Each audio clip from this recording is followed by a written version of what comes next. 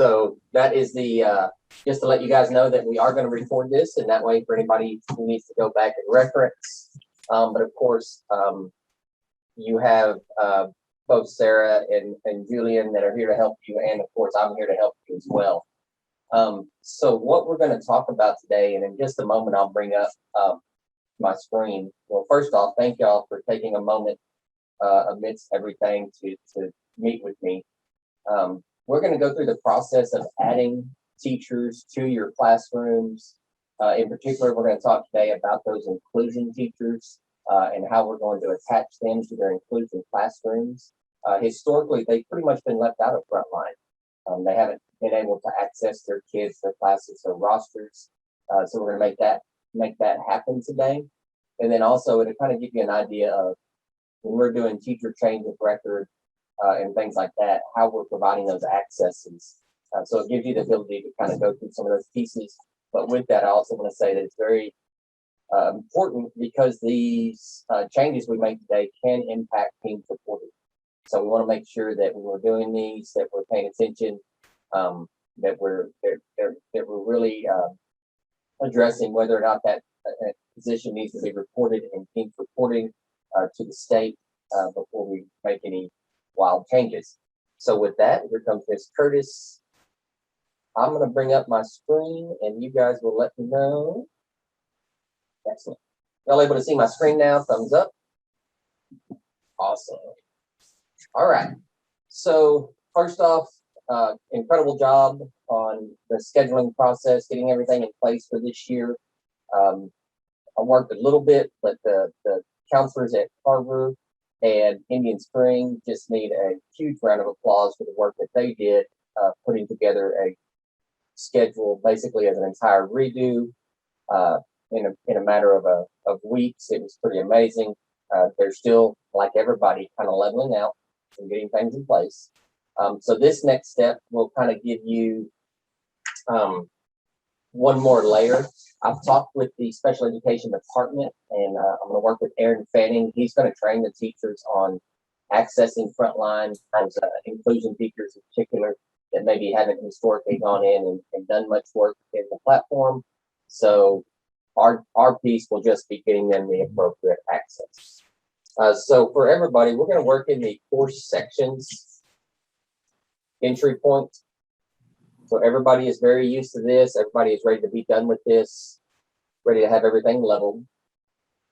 And we can go over, Sarah, since I saw you a little earlier, I'm just going to use Cesar Chavez here as an example. And you can search for these many different ways. You could go by period. If you wanted to look at this, if you knew specifically on your inclusion teachers how their schedule laid out and whose classes they were in, you could search by the teacher, or you could just search by term and pull up everything. You could go by room, etc. But I'm just going to pull up a big list of sections and then go in and track some things down based on our coding. So if I remember right, anything that is an inclusion class,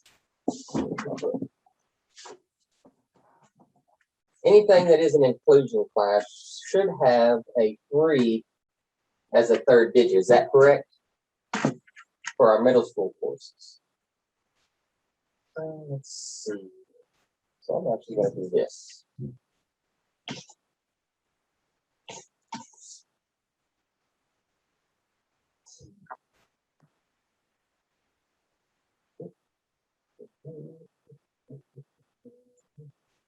Oh, I thought it was going to be tricky.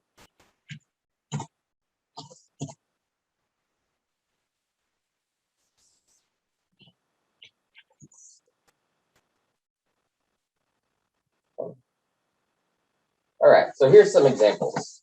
Basically what I did is I just kind of put in searching for course. You could do this by a specific course number. I just wanted it to show up anything with the 3. So this is not perfect by far, but it is a pretty good listing of those courses. It catches all of those with the 3 in the third section. So we can see here we have sections of ELAR that are inclusion sections that are listed under the teacher of record. Now we know all of those connections have probably been made and that is the teacher of record in the classroom. But right now, what we're going to look at is adding the inclusion teacher so they also have access to those. So when you go into your course section, y'all are all very used to these pieces. The tab we're working in is actually going to be called the aid positions tab. So we're adding a teacher to this class, but it's actually not getting added under the teaching positions tab. I'll kind of talk about this tab on the teaching positions. On the teaching positions tab, you can only have one role in this tab at a certain at a specific date. You can't have overlap. So when we have a teacher that historically we have a teacher that goes out, or we lose a teacher in an assignment, a lot of times we would end up putting a instructional specialist or an assistant principal in as the teacher of record. This is where that takes place. So usually you just see one role in the teacher of record. Sometimes you'll see two lines, but you'll never see overlapping dates. There can only be one teacher of record for a classroom at a time. This one we typically try not to change. Reason being, when a teacher goes out, when a teacher is out for an absence, let's say you have one on long-term or FMLA, a long-term sub gains access to their class based on this role. So that's why we like to leave that no assignment in. Or if you happen to be one of the campuses that had a teacher that has not yet passed their PPR or certification assessment, they were moved into a sub role. What you'll see in this right here is a no assignment role that the sub is tied to as a long-term sub. That means the long-term subs can get in, they can do grading, they can take attendance, and all those other pieces. So we don't mess with this. Where you're going to make your additions for an inclusion teacher under the aids positions tab.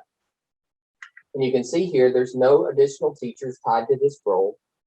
You can see here on the positions tab, you should be able to pull any other teachers available on your campus in your organization. I'm going to put one here, Ms. Withington, and then I will cancel it out, I promise. But let's say that we had one of our inclusion. Let me see if I can find. You can try Swain. Swain, perfect. Yeah. Thank you. So if you went in here and we picked Crystal Swain, there was going to be a inclusion teacher. And again, remember, we're in an inclusion section specifically. So within the single class period, the teacher has multiple courses identified, but they're all ELAR 6th grade. Is that for the teacher? This would be actually for the inclusion teacher. Teacher or the aide? This would be for the inclusion teacher. Who would be your inclusion? I think we can try Jones, Kia Jones. Okay.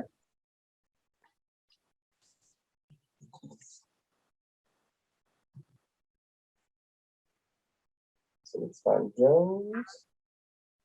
So there you go, aid, special education. Could be an aid as well. It could be, again, typically we're talking about your special education teachers as well. So aides are going to be a little bit different. Who do you have as an inclusion teacher over there, Sarah? We have Venable and let's see. There we go. Well, let's use Venable. We'll just use Venable as an example. So here's a special ed resource inclusion teacher. If Nicole Venable is going to service this class and the students in this, specifically with special education type, if you choose her position, the begin date, you could put the start of school. If you wanted to put today, that would be fine as well. The end date, you can set out to the end of the year. You really don't want to be having to go back in and reassign them access. The end date would actually end their access to the classroom. So I typically will just go ahead and go to the last day of school. So our last day of instruction is 5/25/2022.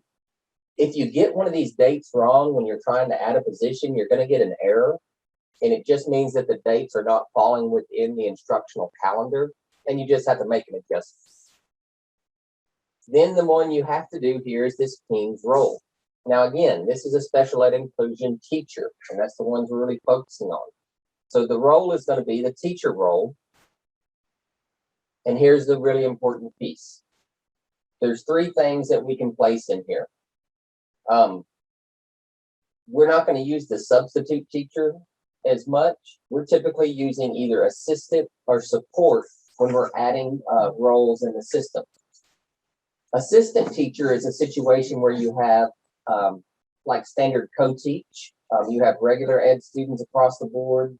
They're doing a co-teach model, but they are working and instructing the full class of students along with the teacher of record in that setting.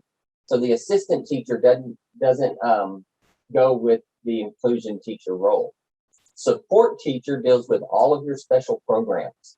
So support teachers would be your special ed inclusion. If there was ESL that was stepping in, anybody that comes in, works with, is there based on a specific population of students, a special program to service those students, and it's not on a steady day-to-day basis through the general instruction, is going to be considered a support teacher. So our special ed inclusion, we're going to mark support teacher, and you're going to see it's going to give you these options now. This is the important one. If you're not sure at any point, if you're doing this and you don't want to make a mistake, but you want to get the person access immediately, on this exclude from teams, you could mark that as yes, meaning if you forgot about it, or there was a file being pulled sometime around that, you weren't sure what you were supposed to mark them, it would ignore this position. So if this is marked as yes, it's going to ignore it for all teams reporting purposes. For our special ed inclusion, we want to leave it as no. We want those teachers pulled in during our team submission. And a lot of this eventually is going to tie into the Texas and the teacher incentive allotment. If a teacher is not reported in PEIMS reportable coding, they won't be eligible to receive the teaching, that incentive allotment. Inclusion teachers should be reported to the state, and they should be tied to the students that are rostered in these courses. So for inclusion teachers, we leave this as no. Attendance access, it defaults to no, but there's no reason not to give them attendance access. There's no reason not to give them gradebook access. They can go in and they can view those students that are specifically enrolled just in these inclusion sections and work with those students and look at grades and look at attendance. If you're concerned, if you have somebody that's making changes that shouldn't be, you can always turn that access off just by turning those to no, and you can come back in and make those corrections at any time. But again, there's no reason not to give them access to gradebook and attendance, because again, they're only looking at the course sections that are identified as inclusion. And then all you do is you click add. The other areas can be left blank. And now Ms. Venable is tied to that course and can see the students in her class rosters. So before this, our special ed teachers, when they went into frontline, didn't have any courses assigned to them. So they literally saw nothing. They couldn't see their student information through the grade book or through attendance. They had to do everything by view student information or through reporting. Now they're going to have access to their specific students. Now they're going to have access and be reported in the PEIMS reports. We'll make them eligible at some point when they move into the rotation for TIA. And this is the appropriate way that we should be coding these teachers to make sure that they're tied to their students in our PEIMS reporting. All right, I'm going to pause for a second. I just talked a lot. Any questions so far with what y'all seen? Me, I have a question. So the case managers are not necessarily the teachers that they go in for the inclusion. Mm-hmm. So for example, my Miss Estelle, she's a case manager for a certain group of kids, but she may be going in as the inclusion teacher with other kids. Is this for who she's in class with or who she's the case manager for? So that's a great question. So this is difficult because this this ties specifically to the students that are rostered in these courses where you're making them a support teacher. So if she's rostered a different group of kids that are specifically identified that don't appear in these classes or in these rosters, she wouldn't see them in those rosters. So this is really tying to, it's kind of almost tracking that inclusion schedule. Who and she's showing who serving in the all classroom. Inclusion Okay. teachers are servicing in the classroom. Okay.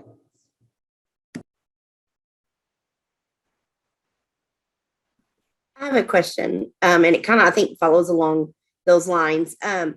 So I have a case manager who has 2 aides, and she does more of the pull out Mhm. in her room. The 2 aides are the ones that go into the classroom and do like some inclusion services. So would I still put the case manager's name with the teacher? What is the case on the case managers? Is Like their she's our role- special ed teacher. She's the special ed teacher. But she usually pulls, gets the students that need pull out services from the classroom. Okay. So she pulls those students out and works with them in her classroom. Her 2 aides that we have are the ones that go into the classroom and do the inclusion. So with that, I want to pull back and I want to talk with special ed a little bit in regards to the how you're talking with the case manager role and how we set them up. But I would say that the aides could be placed in this exact same format. Okay. So your aides can be given the access, but again, when you come over here, you're looking at specifically.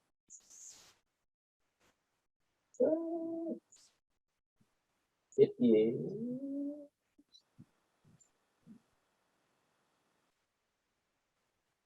I'm gonna have to find the coding for you. So if the special ed teacher does not go into a classroom to do inclusion, I would not put her name in here. Correct. Okay. Correct. It would be. I would specific- only put her aides, maybe. Yes, and you could put your aides, and with the aides, once you pull them up. Okay. Okay. So once you pull the aide into the position to tie them to the class, you notice it changed over here. The role name goes specifically. Yes, sir.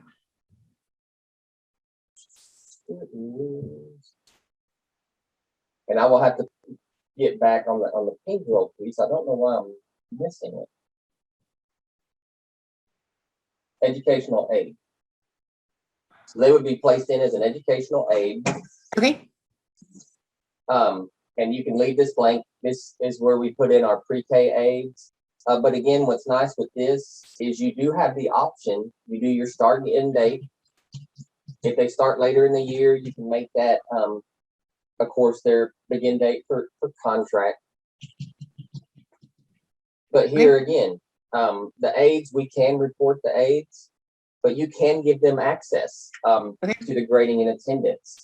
If you don't want to give them attendance access, if you just want them to have gradebook access, you can just open gradebook. They don't have to have both. Okay. But again, it gives them, aides are given the same rights in frontline as teachers. So if they're tied to a class, they can see that information and better support the students in the classroom with it. So Okay, absolutely. great. Thank you so much. Yes. So aides can be added here as well. That was a great point to bring up. You can have multiple positions in the aide positions tab. Again, in the teaching positions, you only have one. If you have 2 rows, it means one's contract or one's term is ended and another position has been put in starting at that date. But only one person can be active in a teaching position for the classroom as the teacher of record at a time. But in here, you can have assistant teachers, you could have aides, you could have all those individuals servicing those students in the classroom tied.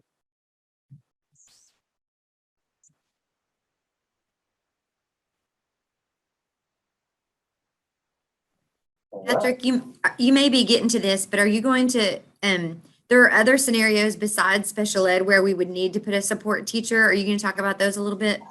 Yes, and these are the ones that make me nervous more so. Okay. But again, there are a lot of scenarios out there.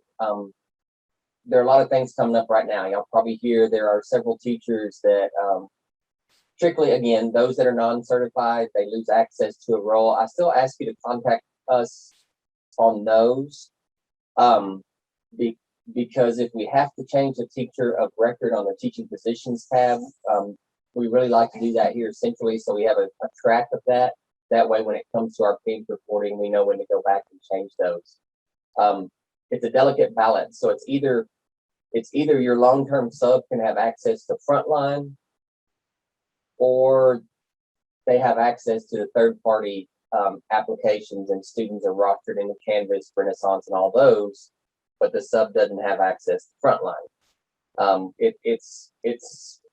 We're working on a good solution where we can have our cake and eat it too, but we're not quite there yet. But that being said, elementaries, a lot of times you like to have team teaching, particularly now in the time of COVID. A lot of times if a teacher goes out, if they're in a team setting where the other teacher has access to their grade book or attendance where they can assist them while they're out, you can do that. That would be a non-team reportable situation. But if we go in, let me go into an elementary. We did this a lot last year across grade level teams. So I'm going to use Alta Vista here as an example. And let's say you wanted your first grade team, you wanted the teachers to be able to view one another's grade book or have access to one another's grade books and attendance, again, to support them if somebody went out. You can do that in the exact same manner. If you go into a teacher's class in course sections, you go to edit. You could take another fourth grade teacher, go into first grade teacher, go into aid positions and add them again. And this would be an assistant type teacher in the system. And actually you could put them as a sub in this case. Let's see. First grade. If I wanted to add Miss Valley into this course section to assist, again, your dates have to be in the instructional calendar. 087. In this case, I would say substitute. And in a case like this, because they're not actually spending time in that classroom, it's just kind of a safeguard for grading and attendance. You make sure that you exclude them from PIM submission. Because they're not really tied to these students for instructional purposes, because we're not going to report to the state that this teacher was in that classroom working with those students. It's simply to be support for grading and attendance if the other teacher goes out. You mark them yes for exclude, and then you could give them access to grading and attendance. We had a lot of team teaching situations. What you have to remember when you do this, Miss Valley is now going to see both sets of classes. So initially, one, if you're going to do this on the campus, y'all made a decision to do this, talk to the teachers first. Let them know that when you log in, you're going to see twice as many courses. You're going to see all of these classes in your grade book.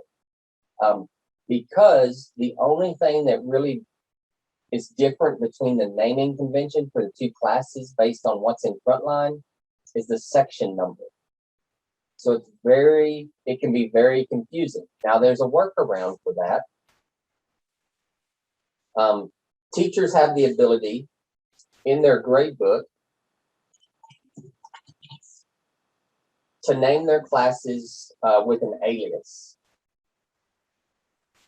So if you're going to have a team teaching situation, you can contact me. I'd be happy to talk with or work with the teachers. But in their initial setup of their grade books,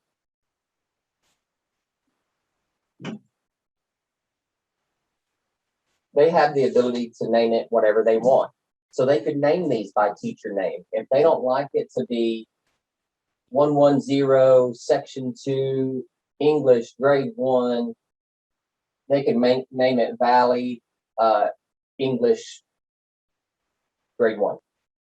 Or they can name it whatever they want to, but typically if they put their last name in the alias and all the teachers do that, it does make it very simple when you have a team teaching model to select your classes specifically, because now you're searching by name and subject area versus just by trying to figure out whose sections belong to who. So there is a way around it.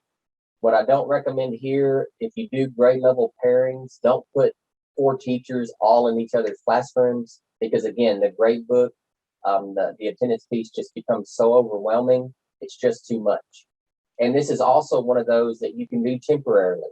If you have a teacher that you know is going to go out for a week and they have a team teacher that's going to support them on that grade level, you could add somebody for the week and let their security role run out just by that date when you set the course.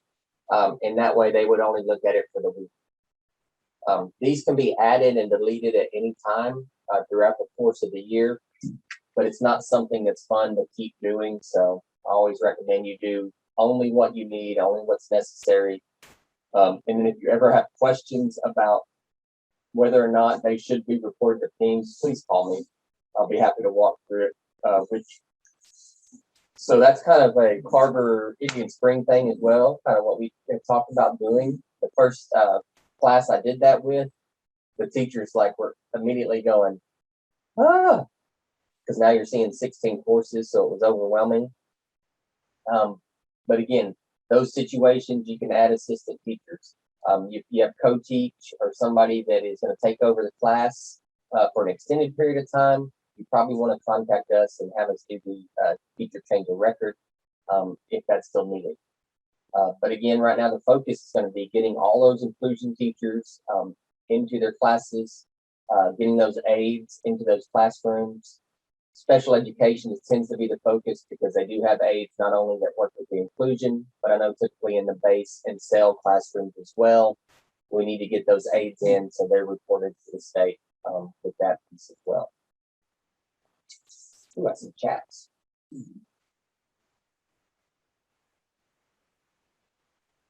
Yes, you can.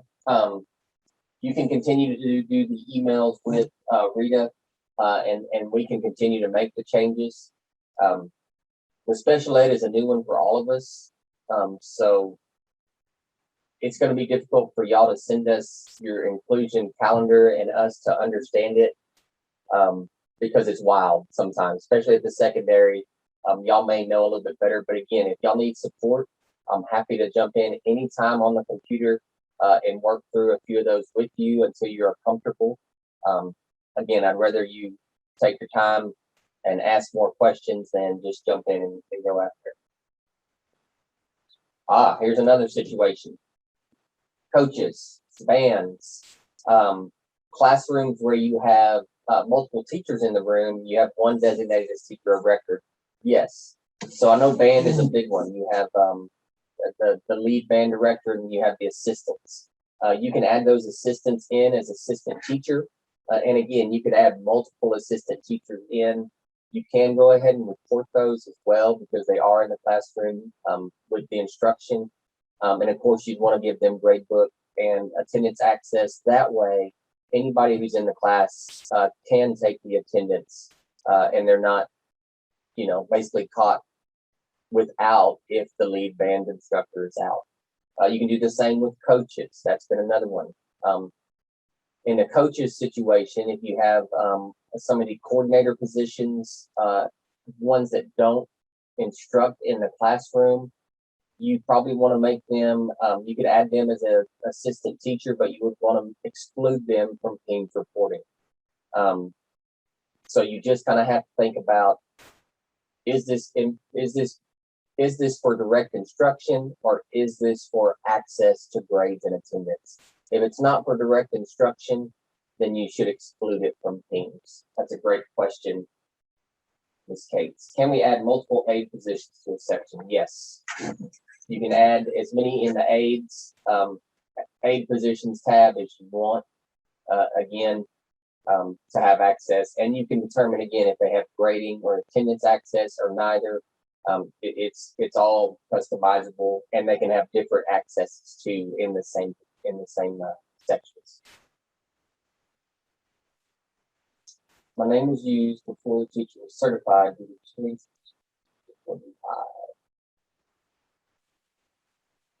Okay, so on that one, Ms. Clark, that's a teacher change of record. On that one, still contact, for you, contact myself or Judy, and we'll fix those. Again, I'm more, right now, I'm giving y'all kind of rein on the aid positions tab, more so than the teacher positions. I know in a lot of cases, when courses are built, like you said, Ms. Clark, a lot of times the counselors become the placeholder. Cindy Cates taught golf last year or something. I forgot what you were teaching, tennis, golf. I was very impressed with her, well-versed abilities. And yeah, we would be more comfortable if you contact us on those, Ms. Clark, for any of them that we're changing the teaching position.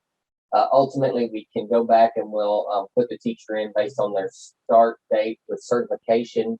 It doesn't matter as much on this. More of what matters at that point is through payroll and stuff. So if we give them access earlier for the teacher position, it's not really going to impact us as greatly.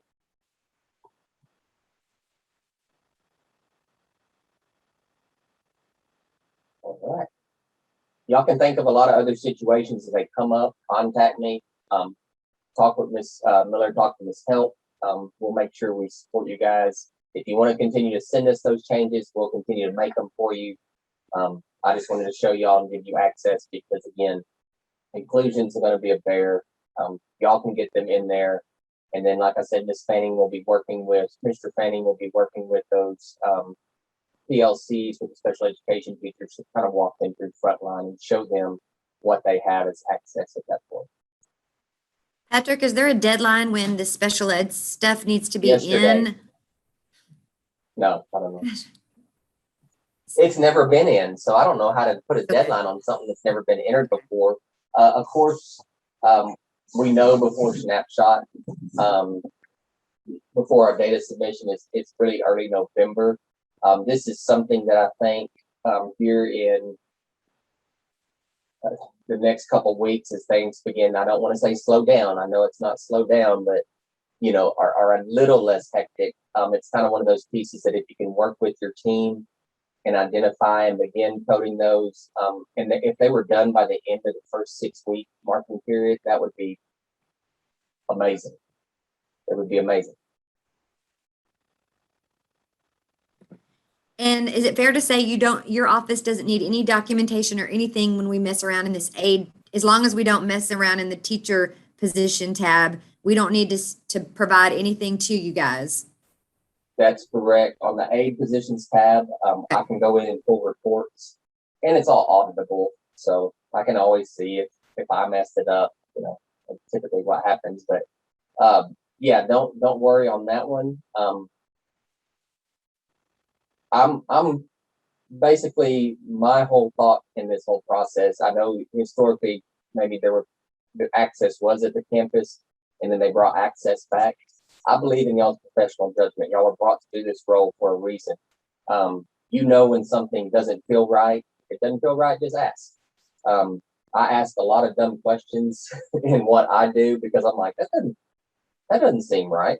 But I'm all for you guys having those accesses to get your teachers what they need, because some of those people will wear you out. They're going to come to you and keep asking, I need access to take attendance. Okay, here's how you can give it to them. And then again, like I said, if you get them the access and you have some questions after, it's a super easy fix. So just use your professional judgment. I trust y'all in that. And I appreciate y'all, getting your teachers the accesses they need so they can do their jobs effectively. May I ask a question? Yes. Okay, so I'm on an elementary campus, and just the first thing I would do would be to find out which grade level, which courses my special ed teacher goes into for inclusion, correct? Correct. For every grade level. Mhm. And then when I get to this course section, I would, on the course number, I'm going to put it in for kindergarten, and then I'll do that for kindergarten, then I'll do it for first grade and then second grade. Is that correct?